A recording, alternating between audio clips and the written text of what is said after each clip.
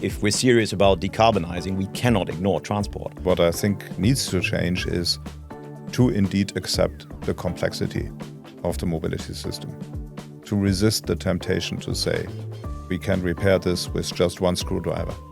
We will need a toolbox with more than one instrument in order to do the job that indeed needs to be done.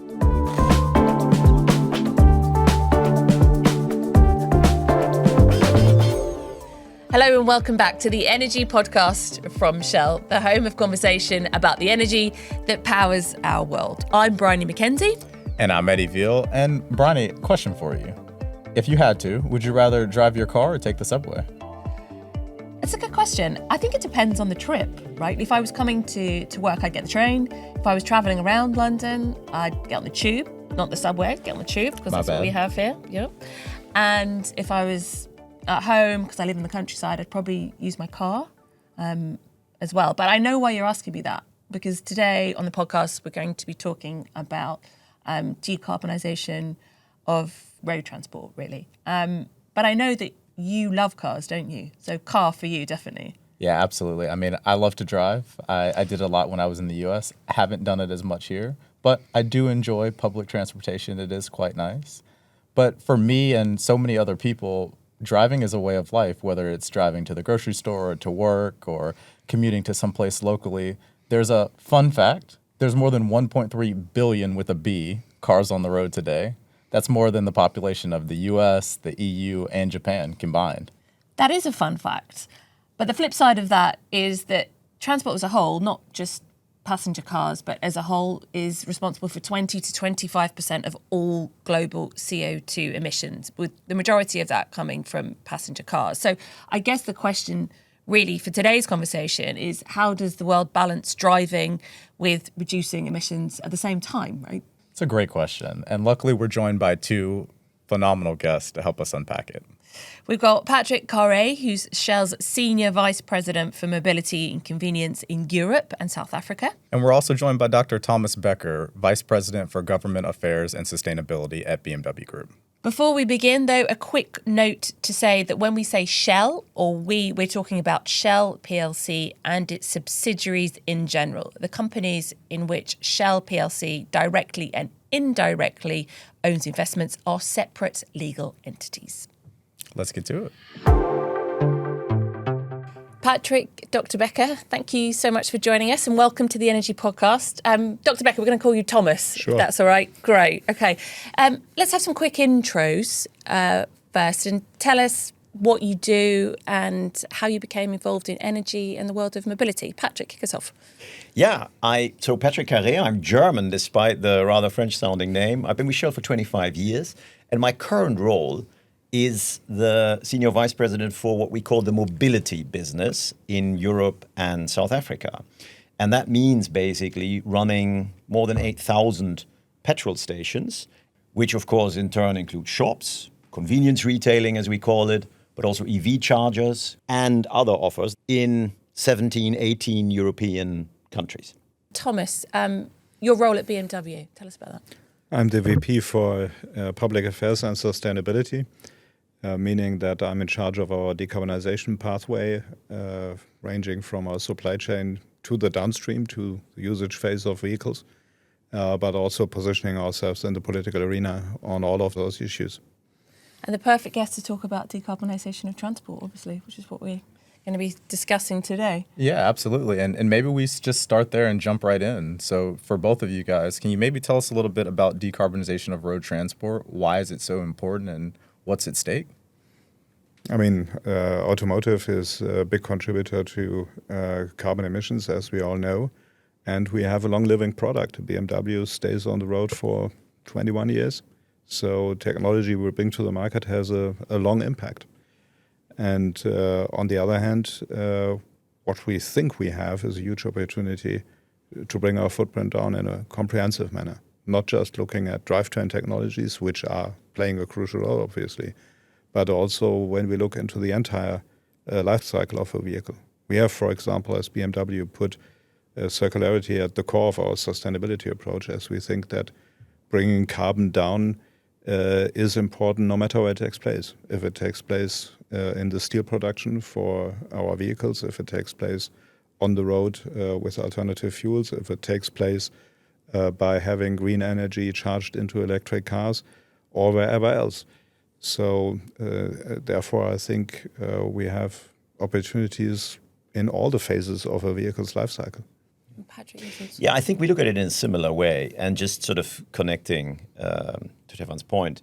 So the total emissions that we see in transport make up about 20 to 25% of global CO2 emissions. So transport overall is a phenomenally important sector for decarbonization. If we're serious about decarbonizing, we cannot ignore transport. Within transport, 75% is road. It happens on the road as opposed to aviation, marine. And again, within road, we're looking at 2/3 cars, 1/3 trucks. So both in their own right are significant. Both cars and trucks obviously are our customers. People listening will say, well, neither of you have mentioned driving less or fewer trucks or fewer cars. You see the trend of the kind of future of transport in passenger cars and trucks as more vehicles on the road rather than fewer vehicles on the road? Well, it depends on which vehicles are on the road. The impact is not defined by the sheer number, but by the state of the art that they have on average. So if you look at Europe, one of the, I think, most relevant challenges is the fact that the fleet keeps aging.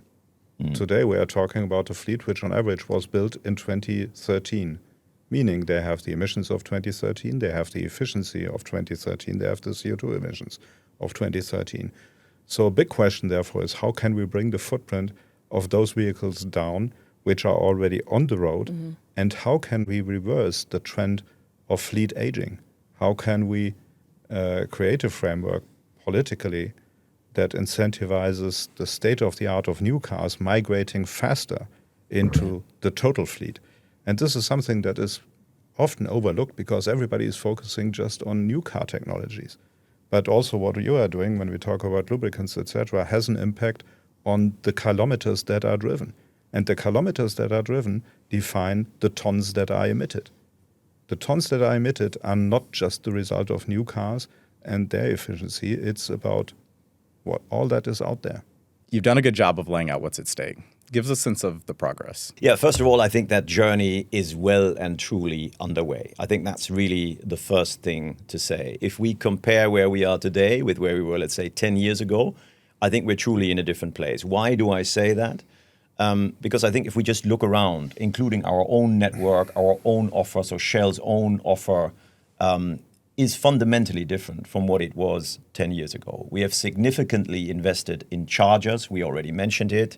And we are continuing to do so. We've also opened up in a number of other avenues, such as LNG, in particular bio-LNG, to support the decarbonization of heavy goods vehicles and heavy goods transport. We are a major player in the biofuel space, which is, again, we believe, an important milestone, an important stepping stone in the decarbonization as EV, electric vehicle charging, ramps up. So we are active on a number of these fronts, and therefore I think the momentum is there. However, it's also important to note, compared with what a lot of us, certainly including myself, were thinking 4 or 5 years ago, that the pace of the transition, in particular the pace of the transition to EV, seems slower than many of us anticipated. And for any commercial enterprise, it is extremely important to, of course, to be in step with the pace of that change, not behind, but also not ahead, for commercial reasons. And that's really something that we need to get right. That includes not just us, obviously, as infrastructure providers, as you will. It first and foremost includes the consumer, but the consumer is influenced, as we were already saying, by the regulator, by governments, etc. So we need to get the whole ecosystem right in order to continue and perhaps even accelerate this transition. You know, Patrick, it's really interesting that you say pace there in your answer, because Brian and I were talking offset, and I think that we're on pretty different spectrums of how much we drive every year. So coming in, I drove about 50,000 miles a year. So I guess that's what, 80,000 kilometers? Excuse me for being American there. And I'm at about 15, and all of those journeys are about 3 miles each. Yeah. So we're So a prime EV kind of target person that should be driving an EV and want to, and you're kind of long distance. You're a road warrior. It's something like that. Yeah. So I mean, just vastly different parts of the spectrum. We'll just intro you as that from now on. Absolutely. Eddie Veal, road warrior. I'll add it to the business that's cards. good. Okay. But Thomas, you're at BMW and you guys are much closer to the consumers. So what are, we've given our points, but what are the consumers looking for as it comes to decarbonizing of road transportation? That absolutely depends on their conditions. If you have somebody who is buying a Mini, for example, this is with a high likelihood the second car in the household. It is used predominantly in an urban environment. It has, on average, a shorter trip length than, for example, to take the other bookend, a 5 Series, which frequently tends to be a car which is used professionally, which travels long distance, which may travel with the entire family into holidays. And depending on where you live, your choices are extremely different. If you have a country like the Netherlands, where charging infrastructure is just everywhere, you will behave completely different than in southern Italy, where we still have massive lacks in terms of availability of charging. And this is why we think we are right in offering all the options to our customers. Not saying that this is a deterministic thing where everybody has to choose exactly one technology. We believe for a long time in the need to have a broad portfolio of drivetrain options, including petrol, diesel, electric, hybrid, and fuel cell. So we think it is not a black and white discussion. Yeah. And many of the conversations looking 5 years back were pretending the world is black and white. It isn't. And this is why we think with our strategy, also commercially, we have a sound path forward where electrification is a dominant piece of our decarbonization strategy, but certainly not the only one.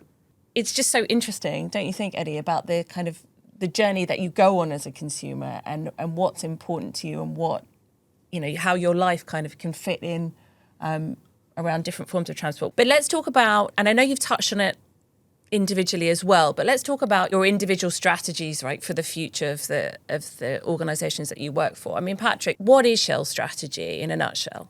So I think the first thing to bear in mind looking at our business, and we mentioned it at the beginning, it's more than 8,000 sites in 18 countries in my region, just as an example, but of course we're a global business even. One of the first things to bear in mind is that we have to be, by definition, we're an infrastructure provider, if you will.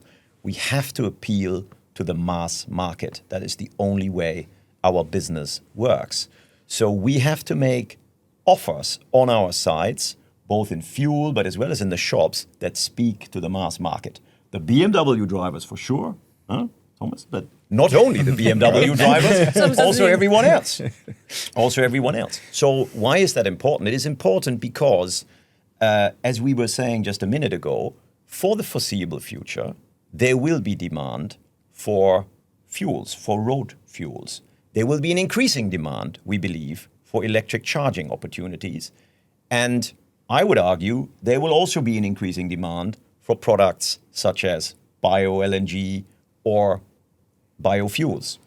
Just in case people don't really understand why you're talking about bio-LNG, just tell us how that fits in. So if you, for instance, have a truck on the heavy goods duty side that runs on a gas engine, you can power this truck through bio-LNG. And that is what makes it very attractive. Why? Because gas engines are a technology that is widely and relatively readily available. So there are a few implications of that, obviously, but it is a technology, one technology that can contribute to the decarbonization of road transport. So does biofuels, either as a component in traditional fuels or even in its pure form. Sometimes we call it HVO, hydrotreated vegetable oil. So it is basically a pure biofuel that powers an internal combustion engine, for example, for trucks. And it's that entire spectrum that we offer. Clearly with a focus on EV, because the focus in terms of the adoption of alternative technology has been so far on EV, but we already mentioned that the pace of that transition is slower. So to Thomas's point, we've got to be thinking about a broader spectrum. We've got to be a little bit more technology agnostic in our view, if we're serious about meeting the CO2 reduction targets in the road transport space. Technology agnostic is an interesting phrase, right? Because people do go straight from internal combustion engines to EVs. I mean, Thomas, you're involved in the wider aspect of decarbonisation as well, supply chain, the recycling of batteries, which we're going to come on to sort of shortly. But sticking with how cars are powered for now, tell us about BMW's strategy and where your focus is globally. Well, we are, I think, since years making a strong case for what we call technology openness, meaning to say that it is about the ton of emissions that matters and not just the technology that drives a car.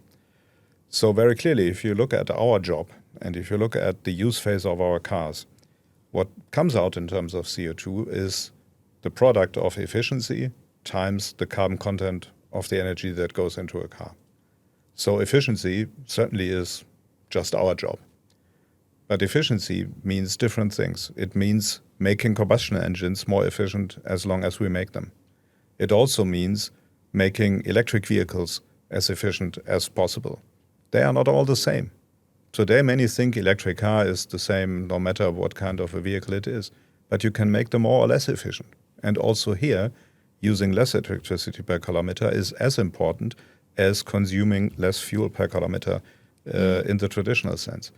And what we also see is, and this comes back from our customers, is that plug-in hybrids, for example, play a larger role and will do so longer than many people thought a few years ago. So the combination of electric and combustion driving is something that will stay with us for a long time.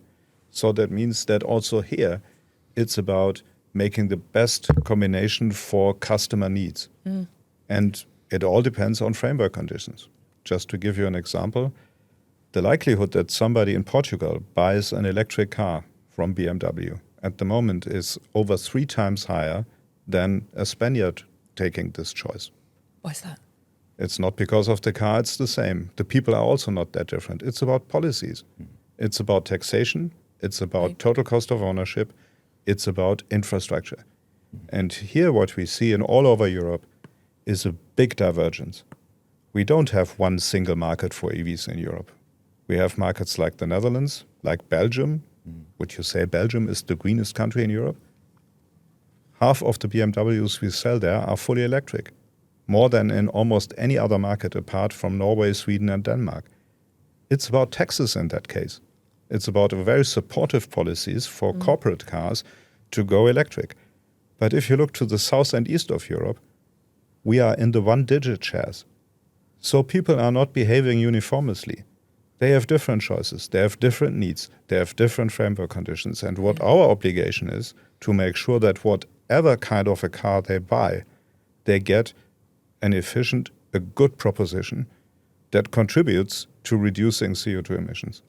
Yeah, the frameworks is interesting. We had that conversation outside. The UK, obviously, we just recently introduced the electric vehicle grant, but like you said, the policies go in and out and there'll be various carrot and stick policy frameworks. Yeah, and I think that does bring up one interesting point is as regulations change, how do you fit a strategy or a decarbonization path towards countries where in the US, some of the rebates for electric vehicles seem to be rolling off? You mentioned just a second ago something that I found to be really interesting was that Portugal versus Spain, 3 times more adoption in Portugal, and you're saying that that's largely attributed to a regulation. Can you make a strategy or get to a decarbonized future solely off of legislation like that? Well, as long as we have this incoherence and a situation where the slow markets were slow already 5 years ago and the fast markets were the fast markets 5 years ago, and they do not converge, there will be no successful all-electric policy, and there will be no all-electric future under these conditions. One has to face that. And by contrast to some conversations we had in 2019, 2021, there is a growing understanding that it was oversimplistic, that you can just switch from one technology to the other. Even in the UK, you have a big divide between, let's say, Islington and rural Scotland. Conditions are not the same.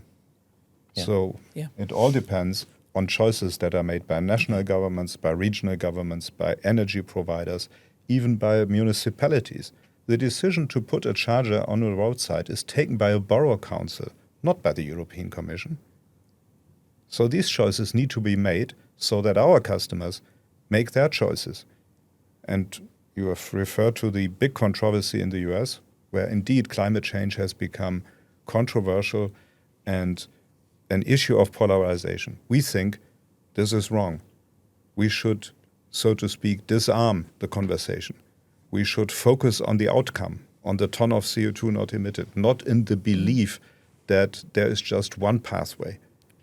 Also here in Europe and also here in the UK. You also mentioned earlier that BMW's strategy is to not just have electrical vehicles, right? Have things that are petrol-powered, diesel-powered, electric vehicles to be able to fit the gambit of what people are looking for. We'll talk a little bit about electric vehicles in a second, but outside of those, to what extent is decarbonizing road transport more than just about electrification? Well, it's, for example, about the CO2 footprint of the fuels that you burn. It's about the CO2 footprint of the electricity that goes into electric cars. And it is about the contribution of infrastructure providers.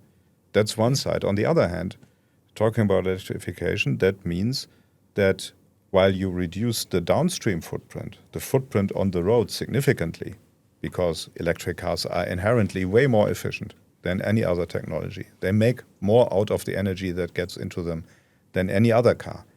But it comes at a price of the usage of lots of material that needs to be made with lots of energy. The battery adds big deal to the carbon footprint of the vehicle if you do not do something against it. And if I may say, our Neue Klasse, which will go into sales later this year, has seen big efforts to bring down not only the footprint in the use phase through efficiency of its drivetrain and its entire concept, but we also invested massively in CO2-reduced steel, battery cell material, recycled material going into the vehicle, so that the overall equation is clearly better than what you would get from a combustion engine car or also from other electric vehicles. There will be competition also for the way electric vehicles are made, how efficient they are, what footprints you get before you even have driven the first kilometer. This will matter in the future, and we prepare for that strategically. Patrick, you look like you're agreeing. I am quite fervently. I am. No, I am. I'm agreeing specifically with 2 points that Thomas made. One is, I think, a couple of years, in all honesty, and I say that in self-reflection, as I mentioned earlier, the way we were looking at this transition. I think a very oft-quoted example at the time was the iPhone, right? Oh, the iPhone was introduced, and within 2-3 years, everybody had an iPhone, and this was the end of Nokia as we knew it, and the Blackberries and everything. I think that's the wrong example for all the reasons, the wrong analogy for all the reasons that we were just discussing. I think what this is ignoring is the fact that behind this transition is a massive infrastructure, a massive cost, a massive transition cost that ultimately, I think we've got to be honest about this, ultimately has to be borne by someone, and that someone tends to be, will be, eventually, the consumer/taxpayer. It's the only way this can work. And that honesty, I think, is important in the debate. I think that honesty has increased. And that's why the second point I strongly agree with, once again, is the point about being technology agnostic. We should not forget, we all believe, I certainly do, climate change is real. CO2 is, as a minimum, a major cause in this. Reduction of CO2 is critical. But let's underline the last point. It's the reduction of CO2. It is not the top-down introduction of a technology. We have to look at a range of options, because these options, as we were just saying, might come at different stages in time. There are readily available options to decarbonize now, building on the technology and on the infrastructure that we have today. And there are other options, perhaps more complete, more perfect options, that, however, require time to be built up. And I think we have to play on both sides of that piano. That's the only way of really making progress against those targets. That's what I was reacting to. For people that don't know, Shell does an EV drivers survey annually, which is about 15,000 people, I think, across a broad range of of countries, majority of which are EV drivers, Yeah. some Yeah. who aren't, which obviously provides a huge amount of feedback. So Yes. at the tipping point to adoption, what do you think that is? What we see very clearly, it's very simple at the end of the day. It's decisions that people like you, me, many others take when we have to think about mobility, which car to buy, where to fuel, how to fuel. So what do we think about? It's cost, obviously, something that we call the total cost of ownership. So not just the cost of the car, the second market value of the car when at some point I will need to sell it. The cost of charging it, the cost of parking it, the taxes, everything included. So that's, if I buy a car, if we buy a car, that's what we've got to be thinking about. And so that matters. That's where government incentives come in. And then, of course, we see in that same survey that you cite that, yes, comfort plays a role. Consumers are used to a certain level of comfort with the internal combustion engine. How often do they need to fuel? What options do they have? Can they run the heating at full speed in winter and still have a range of 800 kilometers? Those are the very, very practical things that need to be right in order for EV to be a success. And many, many players, the OEMs, ourselves, and the regulator need to play a role in getting us there. And personally, I don't think we have seen the end game yet. I do believe that as EV technology progresses in the way it has, thinking about batteries over the next couple of years, we will see more advances there and we will see more progress towards affordability and reliability. So it's not just about, let's produce a cheap car, everyone's going to buy it, job done. I mean, we are not in the cheap car business anyway. Well, yeah. But if you look at our price policy, I mean, if you take an electric BMW, it is about at the price level of one of the larger engine variants of the combustion engine alternative, which is, I think, justified if you look at factors like torque, etc., so that we are here in a similar level. Are they at the same cost level? No, not yet. But what we see is that it is indeed a combination of factors that define not only the objective cost comparison, but the perceived one. And these are different things. If you look at the fastest electrifying of the big markets, which is China, I think a big piece of the explanation of the fast ramp-up of EVs, besides things like access restrictions, number plate lotteries, etc., is the fact that electricity is much, much cheaper than fossil fuels. So it's about cost. In China, you can be sure that the electric kilometer is always the cheaper kilometer. This perception is not there in quite many of our European markets, where people at least have no clear view, am I saving money or not? We have, on the other hand, a big factor when it comes to taxation. All the very fast markets, all of them, have huge tax advantages. I named Belgium. You can look to many of the others, namely Northern Europe, where this is a big piece of the explanation. And here, for example, corporate fleets play a huge role. We sell in Europe half of our cars to corporate customers. So these people, fleet managers, they have a clear view of total cost of ownership. They also take into account the income taxation of the users. And if these conditions are right, you see markets pick up fast. If they are not, it doesn't happen. So it's, again, in many cases, indeed about policy choices. Yeah. I think that's really interesting. I want to come to something that we briefly touched on before. In terms of BMW and recycling of the car, the full life sustainability of the car is incredibly important. Right. Why is that? Because very clearly in the age of only combustion engine cars, if you took the total footprint of the vehicle over a life of, let's say, 200,000 kilometers, 80% of the CO2 was emitted during its use phase by burning petrol and diesel. 20% were the steel, the aluminium, the plastic that went into making the car. If you look at an electric car, if you take European average electricity, 2/3 of its total footprint are in the supply chain. So if you say, what is the difference between electric car A and electric car B, a big piece is how it is made. So this is a big change. And it means that while you save a large amount of CO2 in the usage phase, you have an effect that runs against that. It doesn't compensate it, let me be very clear. On a net basis, you still save a lot of CO2 with electric driving. But you lose a lot of the potential if you do not do something about the carbon footprint of the way nickel is processed, of the way the battery cell material is produced, all of which is extremely energy intensive. So this is why we have to do something about it. And if you take aluminium, for example, you can cut the CO2 footprint by about half if you use green electricity exclusively compared to the average of the grid.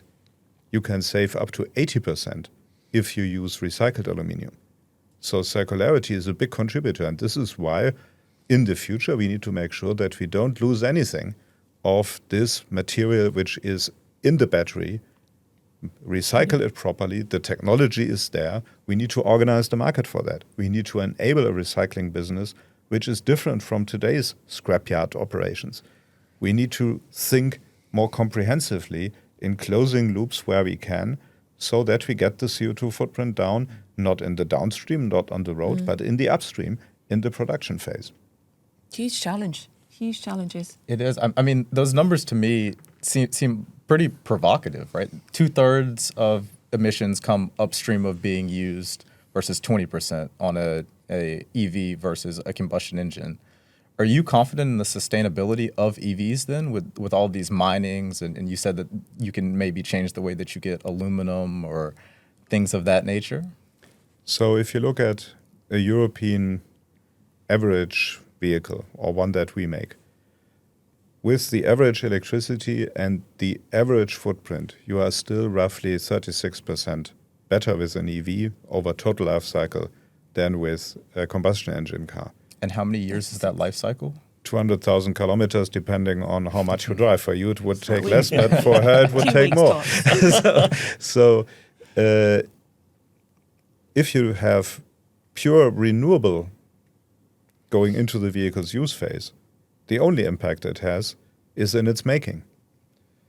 So this is why the supply chain becomes so important. In the absence of any measures, an electric vehicle may have about twice the emissions in its production phase compared to a combustion engine car. With our cars, due to the measures that I've been describing, we are going to be very close with an EV to what has been the footprint of a comparable combustion car. But you need to do something about it. It's about maximizing the climate impact and not leaving potential unutilized. So very clearly, you are more climate friendly if you drive electric. But it is not 0 to 100. It is a third or 40% better. You can get further down if you do more about your supply chain. This improves the benefit. And you can be sure, and this is what we can tell our customers, that with the vehicles they will get from us, they certainly not after 100,000 kilometers will reach the break even to an ICE car, but they will reach it way earlier in the first year of its usage. So this is something that we are responsible for because there is a lot of negative communication of people saying, EVs, they are not really cleaner, they are not really more climate friendly. Yes, they are, and we take responsibility for that. And is that an economy of scale? So as we continue to see more EVs go into the market, we can drive down those emissions even more? Absolutely, and this is about properly managing your supply chain. It's about working with your suppliers. It's about ramping up renewable energy generation, for example, that goes into the production of the material. It is about closing loops, and it is about having a mid- and long-term vision, for example, when you work with the steel industry, who will migrate out of the traditional coal-based blast oven furnace technology into electric arc furnaces using higher rates of scrap, for example. Looking ahead to how the consumer might use the car in the future, particularly when we talk about things like autonomous cars or potentially using cars as battery to grid storage, how does decarbonization play in those sorts of topics? Well, again, if you go back 5 years or 7 years, there was also, I think, an over-expectation on, for example, robot taxis replacing private mobility, on the sharing economy just disrupting everything. This hasn't happened. What we see is that the usage of cars benefits a lot from what people get as part of their totally normal commuting or traveling or holiday experience, which is level 2 and in the next phase, level 3 assisted driving, where you can relax, where you do not have to be all the time fully concentrated, for example, in a traffic jam, which is, I think, a big relief and something that makes people want to have those features. We are going to gradually move to more, to higher levels of autonomous driving. But again, this is not like turning a switch. So it is an evolution. On the other hand, what we think and what also our customer feedback very clearly demonstrate is that electric vehicles offer a unique opportunity if they are properly integrated into the electricity system. For example, charging when there is an abundance of renewable energy. But very clearly, it's fair for our customers to expect to be rewarded for that. So it's again about the total cost of ownership.